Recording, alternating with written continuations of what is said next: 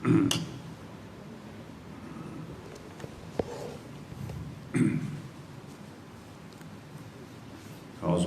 minasyaitonirrajim. Bismillahirrahmanirrahim. Assalamualaikum warahmatullahi ta'ala wabarakatuh. Alhamdulillah nahmaduhu wa nasta'inuhu wa nastaghfiruh wa na'udzu billahi min syururi anfusina wa min sayyiati a'malina. Man yahdihillahu fala mudilla lahu wa man yudlil fala hadiya lahu. Wa asyhadu an la ilaha illallah wahdahu la syarika lahu wa asyhadu anna Muhammadan abdullah wa rasuluh, amma ba'd.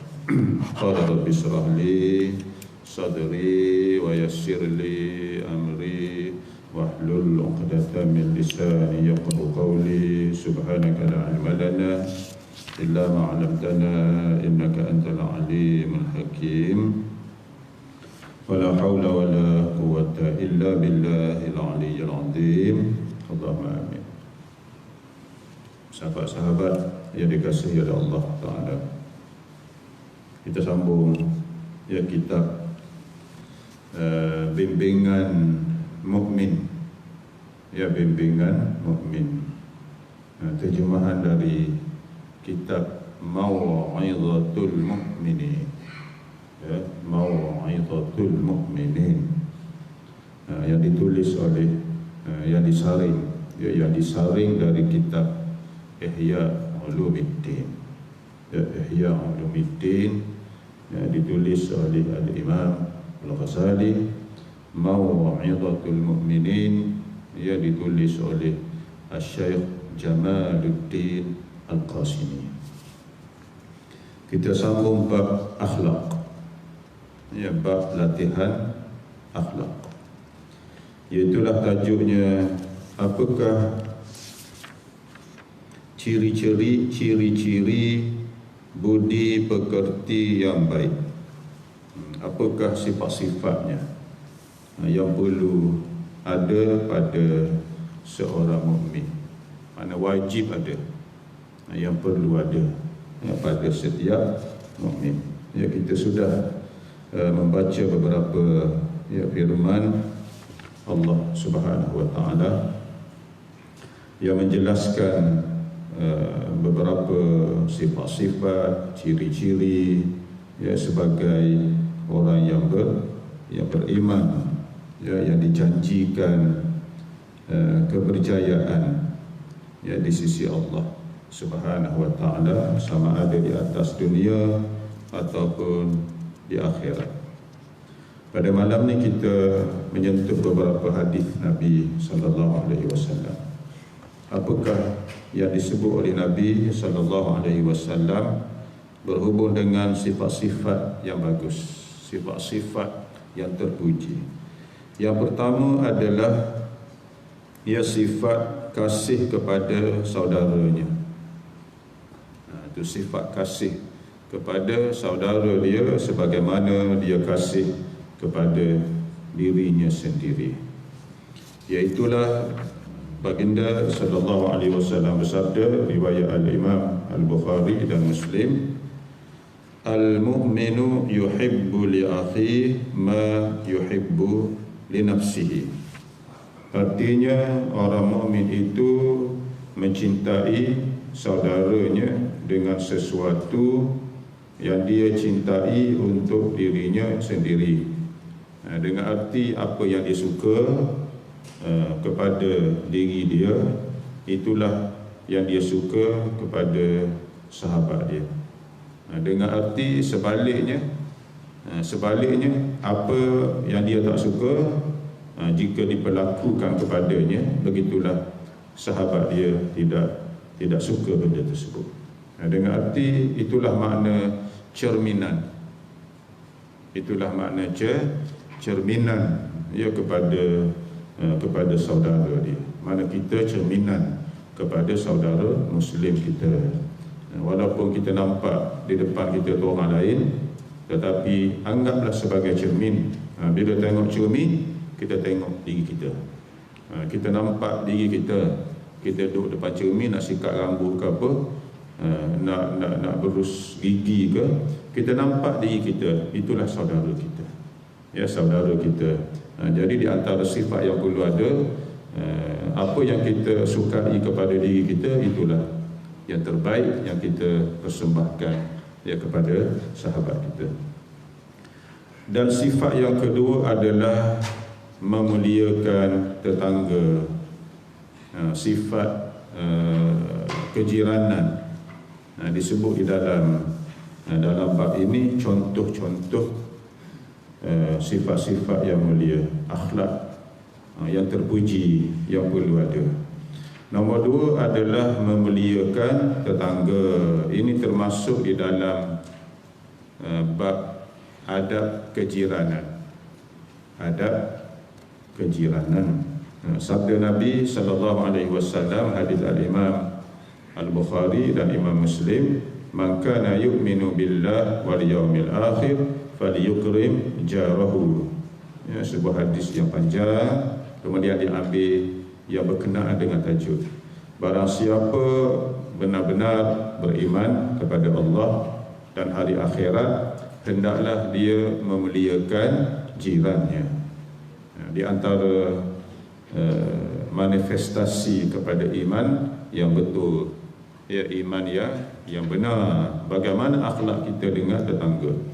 Dengan arti kalau seseorang itu tidak boleh menjaga tetangganya, diganggunya, dikhianatinya dan seumpamanya, maknanya dia ni ada masalah dari segi keimanan.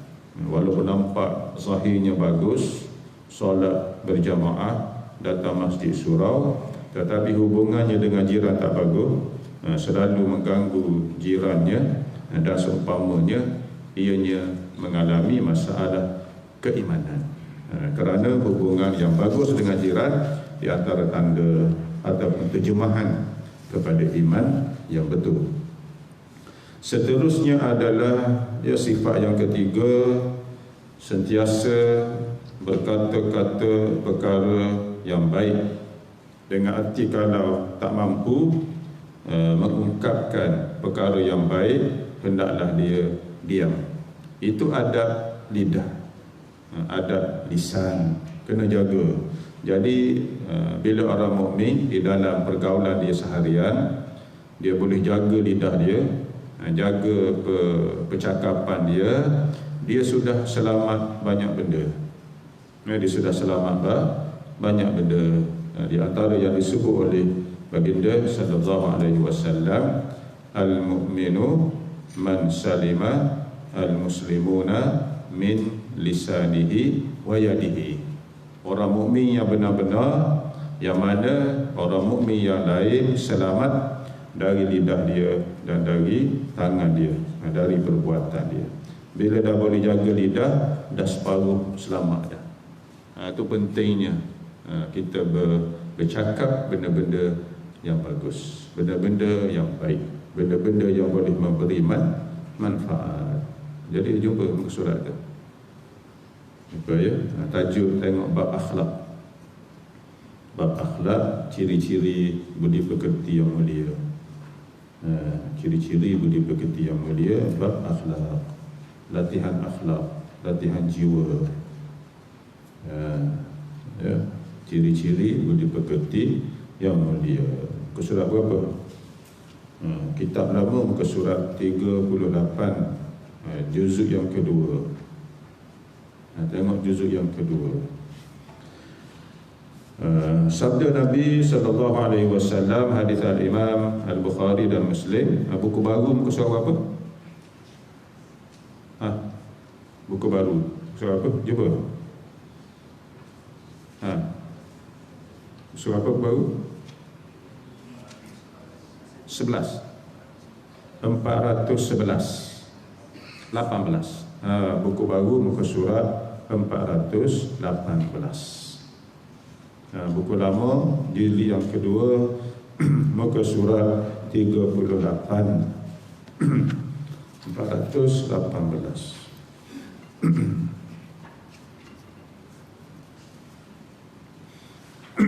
Sabda Nabi SAW, man kana yu'minu billah wal yawmil akhir falyaqul khairan aw liyasmut. Barang siapa dia beriman kepada Allah dan hari akhirat, hendaklah dia berkata hanya benda yang baik, benda yang benar, benda yang baik. Di antara benda yang baik adalah benda yang benar, berkata kebenaran. Ataupun tak mampu, dia diam. Kerana lidah ini banyak berlaku kesilapan, banyak berlaku kesilapan, zallah, tergelincirnya, banyak berlaku kesilapan. Jadi sebelum berkata, gunakan neraca keimanan, neraca kewarasan. Bila dah keluar, maknanya nak tarik balik payah dah. Dia dah keluar, nak tarik balik payah dah. Maknanya kuasa percakapan itu adalah besar, kuasa dia. Kuasa dia besar. Ini kuasa percakapan. Maknanya kalau ada di antara percakapan, perkataan, benda yang halal boleh jadi haram, benda yang haram boleh jadi halal dengan sebab cakap. Dengan sebab cakap. Jangan contoh, kalau suami isteri elok-elok, tiba-tiba berlaku apa-apalah di antara mereka berdua, si suami melafazkan cerai. Dengan kata itu, benda yang halal tadi jadi haram. Nampak? Sama juga ketika dia majlis akad nikah. Sebelum tu haram, tak boleh pegang, tak boleh sentuh, tak boleh berdua-duaan, haram. Tapi bila si suami dah kata aku terima nikahnya bla bla bla bla, dah jadi halal. Dengan sebab kata-kata. Jadi kata-kata itu mainkan peranan yang besar di dalam kehidupan kita. Jadi sebelum berkata-kata, letak neraca iman, neraca akal, neraca kewarasan, kebijaksanaan, semua tu. Manakala tak mampu, diam. Diam. Itu petunjuk yang disebut oleh baginda sallallahu alaihi wasallam. Sabda Nabi sallallahu alaihi wasallam, akmalul mu'minina imana ahsanuhum khuluqa. Orang mukmin yang paling sempurna imannya adalah yang paling baik di kalangan mereka ini dari segi akhlak. Maknanya neraca kebaikan iman terletak kepada kebagusan akhlak. Dan begitu juga sabda Nabi sallallahu alaihi wasallam, la yahillu li mu'minin an yushira ila akhihi bi nasratin tu'dhihi. Tidak boleh bagi orang mukmin mengisyaratkan kepada saudaranya dengan pandangan yang menyakitinya. Di antaranya, kalau kita belajar dalam bab ghibah, bab mengumpat. Mengumpat ini bukan sahaja dengan kata-kata, tetapi juga dengan mata, dengan isyarat, dengan kepala, juga termasuk dalam bab mengumpat. Kawan tu lalu depan, dia duduk dengan kawan dia pun tunjuk dengan mata, tengok, tunjuk dengan mata begitu. Dah jadi mengumpat dah. Dah jadi mengumpat dah, walaupun tanpa berkata-kata. Jadi setiap yang kita lakukan, sama ada bahasa yang boleh difahami, bahasa lafaz, ataupun bahasa isyarat, bahasa badan, lughatul jasad, bahasa badan, semua itu bila silap guna boleh membawa kepada dosa. Boleh membawa kepada dosa. Kerana bahasa ni bukan sahaja bahasa yang kita bertuturkan, isyarat pun jadi bahasa. Kamu setuju ke tidak? Dia tak sebut setuju, dia angguk saja. Sudah bahasa dah. Itu bahasa isyarat. Bahasa badan, suruh kereta berhenti. Orang nak tahan kereta, taksi umpamanya, nak tahan kereta, dia tak cakap stop, berhenti. Mana kawan tu nak dengar, dia angkat tangan je. Angkat tangan begitu, maknanya isyaratnya suruh berhenti. Juga bahasa. Jadi sebelum kita buat apa-apa, sama ada bahasa lafaznya, percakapan, bahasa tubuh badan, bahasa isyarat, fikir dulu. Fikir pasal apa supaya tidak mengundang dosa, tidak melakukan perkara-perkara haram. Duk kenyit mata kepada orang perempuan, kan haram kerjanya. Itu bukan kita cakap pada dia, I love you, you love me, bukan tu. Kenyit mata je, sudah haram dah, yang bukan mahram. Faham tak? Itu bahasa isyarat. Dan sabda Nabi sallallahu alaihi wasallam, la yahillu li muslimin an yurawwi'a musliman. Tidak halal, maknanya haram bagi seorang Islam mewujudkan perasaan takut terhadap muslim yang lain. Dia dengar percakapan dia, dengan dia post dalam FB dia, dalam Twitter ke dalam apa, menyebabkan suasana panik. Masyarakat jadi ungsing, padahal suatu berita palsu. Tujuannya untuk menakut-nakutkan. Di post dalam FB dia, dalam media sosial, di post benda-benda yang menyebabkan mungkin berlaku rusuhan kaum, suasana panik, masyarakat pun cemas. Tengok-tengok palsu. Itu bukan sifat orang yang beriman. Dan begitu juga sabda Nabi sallallahu alaihi wasallam, innama yatajalasu al-mutajalisani bi amanatillah. Yatajalasul mutajalisani bi amanatillah azza wa jalla, fala yahillu li ahadihima an yufshiya ala akhihi ma yakrahuhu. Jika dua orang sahabat yang sedang duduk-duduk dengan amanah Allah, mana dua orang sedang duduk di atas amanah Allah, maka tidak halal, mana haram bagi seseorang di antara keduanya membuka sesuatu yang boleh menimbulkan kebencian kepada sahabatnya. Contoh mudah, dua orang sahabat, dia sahabat karib, mana baiklah, kawan tu A dengan B. A cerita pada B rahsia dia. Dia cerita B, okey, aku boleh jagalah, aku simpan. Akhirnya terbuka rahsia tu. Tak ada lain dah yang memviralkannya, yang mendedahkannya, kecuali B lah. Jadi menyebabkan yang baik tadi bergaduh. Begitu juga di dalam kita di dalam satu-satu perjumpaan. Contoh mesyuarat AJK apa, lembaga pengarah apa, mesyuarat, kemudian sepatutnya menjadi rahsia. Belum habis mesyuarat lagi dah tersebar dah kata-kata apakah isi mesyuarat. Sepatutnya amanah, sepatutnya menjadi rahsia, hanya yang hadir sahaja. Nampak? Jadi bila ada sifat begitu, maknanya tidak ada amanah. Jadi amanah lawan dia khianat.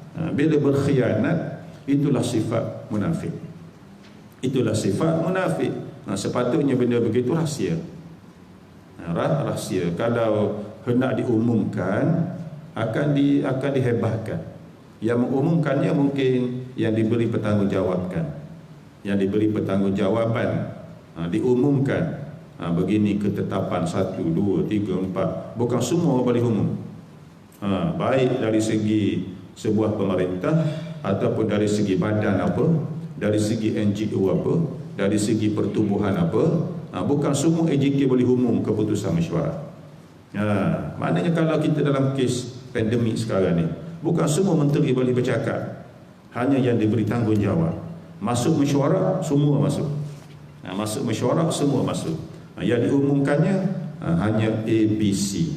Bahagian apa? Bahagian keselamatan, naik bahagian menteri kanan, bahagian keselamatan. Umum buat sidang media.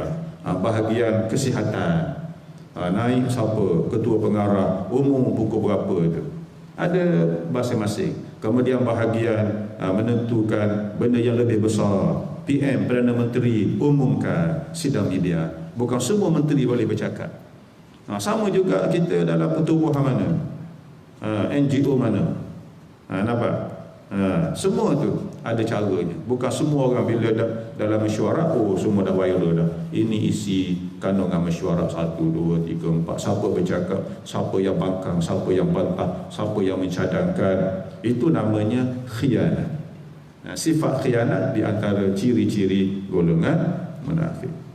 Idza tumina khana. Idza tumina khana. Bila diberi amanah, dia khianat. Itu golongan munafik, wal'iyadu billah. Adapun ujian utama untuk memiliki budi pekerti yang luhur ialah kesabaran, menahan segala sesuatu yang menyakiti orang lain dan juga menanggung keadaan serba kekurangan. Sifat sabar dan sifat rida. As-sabru wa rida.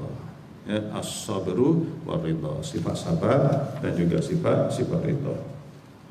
Rasulullah sallallahu alaihi wasallam pada suatu hari Rasulullah bersama Anas, iaitu Anas bin Malik. Lalu ada seorang Arab Badawi lah, Arab dusun, dia pendalaman. Dia ni mengekori Nabi. Dia tengok Nabi, dia pun ikut belakang Nabi sampai berhampiran baginda sallallahu alaihi wasallam. Dia pun tarik baju Nabi. Dia tarik dengan kasar. Ada di antara menyebut dia tarik kain selendang Nabi, ridak, kain dia tarik begitu. Baginda di saat itu memakai baju najran yang kasar tepinya. Nabi pakai baju yang kasar lah. Bila tarik kain kasar, kena tengkuk leher ke, akan berbekas lah. Pasal kain tu kasar, dan Badawi tadi tarik dengan kuat begitu. Anas berkata, kerana tarikan orang itu, aku melihat di leher mulia Nabi sallallahu alaihi wasallam berbekas kemerahan. Sampai merah leher mulia Nabi sallallahu alaihi wasallam. Dan orang Arab tadi, orang dusun tadi berkata, wahai Tuan, berikanlah kepada aku harta Allah yang ada di sisi Tuan. Dah nak tarik kasar, kemudian minta seperti sedekah begitu. Minta sedekah. Kalau sekarang minta bantuan, minta subsidi. Adalah kawan tu dia sergahnya, kemudian minta pula bantuan. Kalau kita agak macam mana? Orang datang kat kita nak minta sedekah, ditarik telinga. Ada ke? Biasanya nak minta suatu benda ni, dia lembut, Assalamualaikum, apa khabar Tuan? Lembut cara. Ini sebaliknya. Dia tarik telinga kita, ketuk kepala kita, bagi duit. Nampak? Dia seorang-seorang je. Kita 3-4 orang. Tengok ni kecil, tengok dia. Nampak kecil je dia. Pasal dia seorang. Kita 3-4 orang. Tapi dia buat begitu. Kita agak macam mana tu? Terus bantai, terus kendurilah kita. Tapi Nabi relax saja. Kemudian Nabi SAW dia tengok kepada orang tersebut tanpa ada sifat marah, maknanya kesabaran, sifat as-sabru. Bahkan Nabi ketawa, Nabi senyum. Pasal apa? Dia tahu dah orang dusun ni sifat dia kasar. Itu biasa bagi dia tu. Dia tak ada Assalamualaikum, apa khabar, tak ada. Dia jenis bercakap kasar, tindakan dia kasar. Orang duduk di padang pasir, bukan jenis lembut-lembut. Kalau lembut tak boleh duduk padang pasir. Orang jenis gunung-gunung, jenis rupa muka bumi kampung dia jenis batu-batu, bukit-bukit. Kalau lembut tak boleh hidup lah. Memang dia jenis kasar-kasar. Jenis tubuh pun tegak-tegak. Memang dia bukan dia jahat, bukan dia ni kata akhlaknya buruk, tapi begitu sifat dia. Seperti orang kita pergi ke mana umrah ke, pergi haji ke, tengok orang Afrika, orang Turki apa kasar-kasar, siku berjalan begitu kena kepala. Bukan dia jahat, memang sifat dia kasar begitu. Di negara dia benda tu relax, tak ada sebab nak bergaduh. Kita kena sikit pun nak bergaduh dah. Nampak? Pasal jiwa tu lembek jiwa. Orang ni tubuh dia, jiwa dia ni kasar, jiwa dia ni mantap. Kena sikit tu ala begitu je. Kita kena kat sikit pun nak bergaduh dah. Tengok satu cerita apa tu yang di viral itu hari. Ada pakcik tu berjalan, kemudian dibawa dibawa sejadah, kena sejadah belakang sikit baru dah sepak dah. Tengok, jiwa mudah tersentuh begitu. Jadi orang Badawi saat ni Rasulullah tahu mereka ni jenis kasar begitu. Bukan dia ni sengaja, tapi sifat dia begitu. Nabi pun senyum, Nabi pun ketawa, lalu Nabi pun suruh sesiapa yang ada di sisi Nabi memberikan harta kepada Badawi tadi. Nabi tak marah, tak apa. Malah orang tu dapat belanja pula, yang diberi oleh baginda sallallahu alaihi wasallam. Demikian juga di dalam ketika baginda sallallahu alaihi wasallam di dalam fatrah Makkiyah, fi al-ahd al-makki, ketika Nabi sebelum Nabi berhijrah ke Al-Madinah Al-Munawwarah, apa yang kuffar Quraisy tidak lakukan kepada baginda sallallahu alaihi wasallam, kepada kaum dia, kepada keluarga dia, kepada sahabat dia. Di pulaunya ada di antaranya diseksa, ada di antaranya sampai meninggal, sampai gugur syahid, diseksanya, seperti yang berlaku kepada keluarga Ammar bin Yasir. Sumayyah, ibu kepada Ammar, ibu kepada Ammar, akhirnya gugur syahidah, merupakan syahidah yang pertama di dalam Islam. Sumayyah, isteri kepada Yasir, ibu kepada Ammar bin Yasir. Kemudian lama-lama tu kerana siksa aja begitu teruk, Yasir pula gugur. Tengok, itu peringkat Makkah. Belum diturunkan lagi ayat jihad. Mana kesabaran itu. Kemudian Nabi sendiri sallallahu alaihi wasallam beserta keluarganya di pulau begitu. Tengok, bahkan di akhirnya sebelum hijrah, mereka ni berpakat untuk membunuh baginda sallallahu alaihi wasallam. Mana tu? Tetapi semuanya itu baginda sallallahu alaihi wasallam menganggapkannya sebagai satu ujian. Satu ujian daripada Allah Subhanahu wa taala, dan tidak berbekas rasa dendam di dalam hati Nabi sallallahu alaihi wasallam.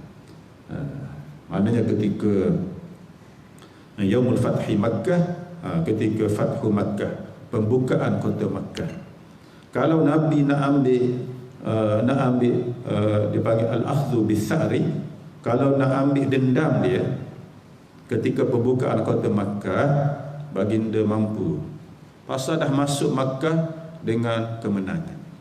Kalau Nabi nak pancung kepala seorang-seorang tu, Nabi boleh buat, tetapi Nabi tak buat. Sehingga kan bila satu hari itu, bila kemenangan Yaum Fathi Makkah, hari pembukaan kota Makkah, Nabi panggil semua penduduk Makkah berkumpul. Ramai keluar daripada rumah berkumpul. Yang lari tu larilah. Ketika Nabi masuk ke Makkah, ada yang lari keluar daripada kota Makkah. Pasal apa lari? Pasal mereka ni tahu, bila Nabi masuk, bila sahabat masuk, dia rasa mereka ni tidak selamat. Lari keluar dari kota Makkah untuk selamatkan nyawa dia. Di antaranya Ikrimah bin Abi Jahlin, anak Abu Jahal. Dia pun lari keluar. Pasal dia ni di antara tentera perang bersama Khalid bin Al-Walid ketika peperangan Uhud. Di tangan dia banyak sahabat yang gugur. Ikrimah bin Abi Jahlin, dia lari juga, lagi keluar dari kota Makkah. Kemudian bila berkumpul ramai-ramai penduduk Makkah, mereka ni dah masing-masing dah rungsing dah, habislah kita hari ni, akan bercerailah kepala dari tubuh, habislah kita hari ni. Tapi sebaliknya berlaku. Nabi tanya, agak-agak apa yang aku akan buat kepada kamu? Kamu kenal ke tidak aku? Mereka ni berkata, anta ibnu anak orang yang mulia, bin anak orang yang mulia, anak kepada orang yang mulia. Mereka dah pusing dah. Akhirnya Nabi kata, antum tulaqa, kamu hari ni bebas, boleh balik ke rumah masing-masing. Tak ada pembalasan kepada dendam. Bila dengan sifat Nabi SAW, apa yang berlaku? Akhirnya mereka pun asyhadu an la ilaha illallah wa asyhadu annaka Muhammadun Rasulullah. Oh, semua masuk Islam, penduduk Makkah. Tengok sifat salat yang dimiliki oleh baginda sallallahu alaihi wasallam. Jadi yang lagi tu lagilah. Walaupun Ikrimah pada akhirnya menjadi sahabat Nabi sallallahu alaihi wasallam. Lama dia duduk di luar kota Makkah. Sehingga kan penduduk Makkah ni hantar utusan kepada Ikrimah. Dah suasana aman dah. Penduduk Makkah Muhammad sallallahu alaihi wasallam dah beri ampun, beri maaf semua, dah baliklah. Lama juga kawan-kawan dia pujuk. Akhirnya balik ke Makkah. Balik, Nabi memberi pengampunan, kemaafan. Akhirnya Ikrimah mengucap 2 kalimah syahadah dan jadi seorang sahabat, panglima perang yang hebat di zaman Rasulullah sallallahu alaihi wasallam. Di antara doa yang dibaca oleh Nabi sallallahu alaihi wasallam, Allahumma ghafir liqaumi fa innahum la ya'lamun. Ya Allah, ya Tuhanku, berikanlah keampunan kepada kaumku, maka sesungguhnya mereka ini tidak mengetahui. Maknanya mereka ni belum mendapat hidayah. Belum mendapat hidayah. Tengok kisah baginda dihalau daripada bumi Taif. Dihalau daripada bumi Taif. Sehingga dilontar dengan apa? Dengan batu, dengan objek-objek yang keras sehingga berdarah tubuh mulia Nabi sallallahu alaihi wasallam. Kemudian datang malaikat menawarkan kepada Nabi nak angkat bukit, nak hempas atas kepala penduduk Taif. Nabi kata biar dulu. Kalau mereka tak beriman, anak cucu cicit mereka akan beriman. Tengok sifat sabar, sifat redha, sifat penyayang yang ada kepada baginda sallallahu alaihi wasallam. Kemudian ada seorang sahabat ditanya, dari manakah Tuan mempelajari kesabaran? Ada seorang yang bernama Ahnaf bin Qais pernah ditanya, dari manakah Tuan mempelajari kesabaran? Dia menjawab, daripada Qais bin Ashim.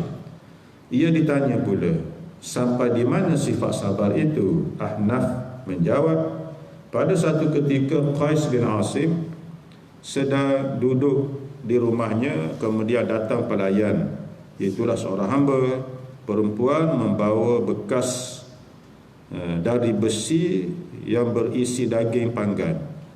Tiba-tiba dengan tidak sengaja bekas itu jatuh. Maknanya panaslah. Bekas dari besi yang berisi daging panggang, maknanya panaslah. Jatuh, kemudian terkena puterinya yang masih kecil. Dia ada anak kecil perempuan, dengan tidak sengaja terjatuh ke atas anak perempuannya yang masih kecil, dan mati anak dia. Mati dengan sebab itu, dengan izin Allah lah, dengan sebab kena bekas tu, jatuh. Lalu hamba tadi pun rasa takut dah. Takut ni mungkin akan dikisos dia apa ni, ataupun diambil hukuman yang berat oleh tuan dia. Lalu Qais berkata kepada hamba tadi, jangan engkau takut, engkau kini saya bebaskan sebagai seorang merdeka, dan saya merdekakan dengan harapan mendapat ridha Allah Ta'ala. Sebaliknya, dia bebaskan hamba tadi. Kalau tidak ada sifat sabar, dibunuhnya hamba tadi. Pasal apa? Anak dia perempuan dia dah mati dah, dengan sebab terjatuh bekas berisi daging tadi, bekas besi, panah lagi, mati anak dia. Tapi dia tahan kemarahan dia. Wal kadhimin al-ghaidh wal 'afina 'anil nas. Wal 'afina 'anil nas. Tahan marah. Kerana berkat dia tahan marah, akhirnya diberi maaf. Menahan kemarahan dan memberi kemaafan kepada manusia yang lain. Itu sifat yang payah. Kerana payah itulah mereka yang ada sifat tahan marah, sifat sabar, kemudian memberi kemaafan, mereka inilah maqam mereka tinggi di sisi Allah ya Subhanahu wa taala. Pasal benda payah atas dunia pun, benda payah ni nilai dia tinggi, nilai dia. Kalau benda tu banyak tak ada nilai. Benda tu banyak sangat. Kita pergi mana-mana jumpa batu atas jalan raya, tak ada orang nak pungut pasal banyak sangat. Cuba jumpa emas ke tu, mahal harga dia, payah nak dapat.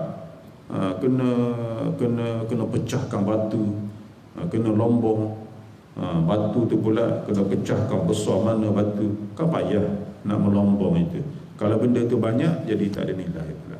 Jadi kerana sifat ini payah untuk diperolehi, lalu sesiapa yang ada sifat ini, nilai dia tinggi, maqam dia hebat di sisi Allah Ta'ala. Sayyiduna Ali karramallahu wajhah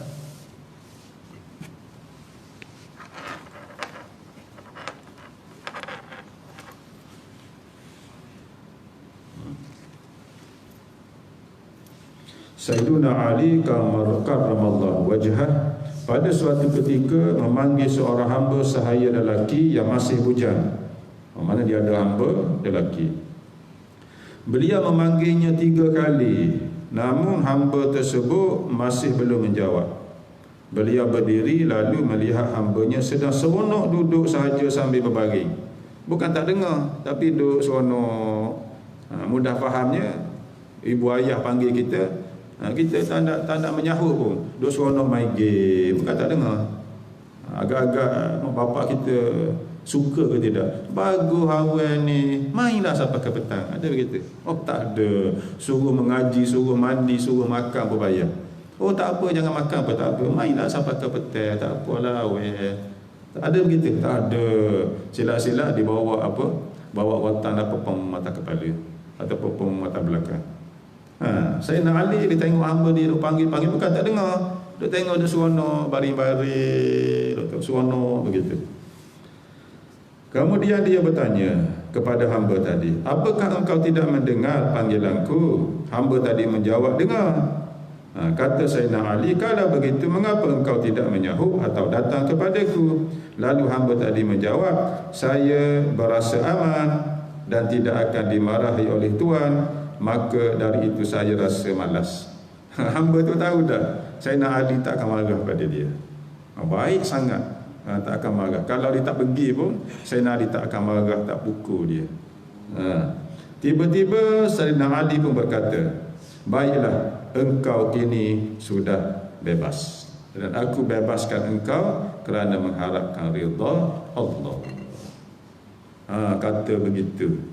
Kalau kita kata begitu kepada mak ayah kita, mak ayah tak boleh buat apa pun kepada kita, walaupun kita tak mandi ke, tak makan ke, tak mengaji, tak solat ke, tak pergi sekolah ke, kita tahu mak ayah tak boleh buat apa pada kita. Mak ayah kata buat apa agak-agak, dia seronok, ya betul lah anakku sayang, gitu. Tak ada. Dia ambil penyapu, ketuk atas kepala. Sayyidina Ali kata, oh aku bebaskan kamu. Tengok, pelik. Satu akhlak yang pelik. Mana satu makam yang tinggi yang diberikan oleh Allah kepada Sayyidina Ali karramallahu wajhah. Dan begitulah di dalam ayat peristiwa yang lain yang mencirikan bahawa kita ini perlu bersifat dengan akhlak yang mulia yang dipandu oleh baginda sallallahu alaihi wasallam. Seterusnya, membina akhlak anak-anak. Itu tajuk baru, membina akhlak anak-anak. Jadi tajuk ini memberi gambaran kepada kita bahawa pembentukan akhlak itu boleh dididik, boleh diajar, dan masa yang terbaik untuk mengajar adab ini, mengajar akhlak ini ialah ketika kecil. Boleh dibentuk, melentur rebung, melentur apa? Biar melentur buluh, biarlah dari rebungnya. Bila dah jadi buluh, kita silap sikit patah, tak boleh buat apa dah. Kalau dalam bentuk rebung, kita nak buat apa buluh dia? Kita nak jaling jadi jaling. Ada orang zaman dulu dia nak tipu kan, dia buat buluh dia buluh daripada rebung tadi, dia ambil satu tempayan yang besar, tempayan naga ke tempayan apa tu, kenal tempayan ya. Dulu orang basuh air, simpan air. Tempayan ni di bawah dia remuk, lubang dia kecil. Dia pun ambil tempayan, dia tutup rebung tadi. Kemudian dia letak di atasnya dengan benda-benda berat. Lama-lama rebung tadi jadi besar dalam tempayan. Jadi bulat. Rebung jadi bulat, buluh jadi bulat. Kemudian berapa bulan, berapa tahun, dia pun pecahkan tempayan, jadi dapatlah buluh bulat. Buluh bulat. Kemudian dia pun jual lah. Dia kata, oh ni buluh sakti ni, buluh tumpat, buluh padat. Dia pun jual alat untuk pengasih, alat untuk pengasih jualan, alat untuk pelaris, yang ni untuk kebal. Dia jual sikit-sikit. Jual pun mungkin dalam RM10, RM20. Dulu RM10, RM20 mahal tu. Dulu, zaman dulu gaji cikgu RM20-30 sebulan. Zaman dulu RM30 sebulan tu banyak dah. Zaman dulu dia jual, rupanya penipuan. Dia buat begitu, buluh tumpak, buluh padat. Buluh kat dalam tu dia ada seperti ya, ada lubang dalam tu. Tapi bila padat tak ada lubang. Oh ni suatu benda yang kancil, orang pun beli tipu begitu. Boleh buat apa saja. Jadi budak-budak begitulah. Kan itu dalam hadis cara umumnya. Kita dah ya. Cara umumnya Nabi SAW suruh kita ajar anak kita tadi untuk bersolat seawal umur berapa tahun? 7 tahun. Maknanya 7 tahun tu dah suruh dah. Muru auladakum bis-salah wa hum abna'u 7 sinin. Wadribuhum 'alaiha wa hum abna'u 10 sinin. Suruh anak kamu bersolat bila umur mereka 7 tahun. Bila dah 10 tahun tak lekat lagi solat, denda. Maknanya pengajaran itu sebelum 7. 5 tahun, 6 tahun dah ajar dah. Pendidikan. Itu sebab kita buat tajuk membina akhlak anak-anak, dengan harapan anak kita semua menjadi anak yang soleh. Jadi kita tangguh di situ. Mudah-mudahan apa yang kita sama-sama dengar tadi diberi manfaat oleh Allah Subhanahu wa ta'ala. Qul hadza wa astaghfirullah li wa lakum. Wassalamualaikum warahmatullahi wabarakatuh. Bismillahirrahmanirrahim. Allahumma shalli ala Muhammadin wa ala ali Muhammad. Allahumma faqihna fid-din wa 'allimna at-ta'wil wa hdina siratal mustaqim. Wa sallallahu ala Muhammadin wa ala ali Muhammad. Walhamdulillahi rabbil alamin. Terima kasih.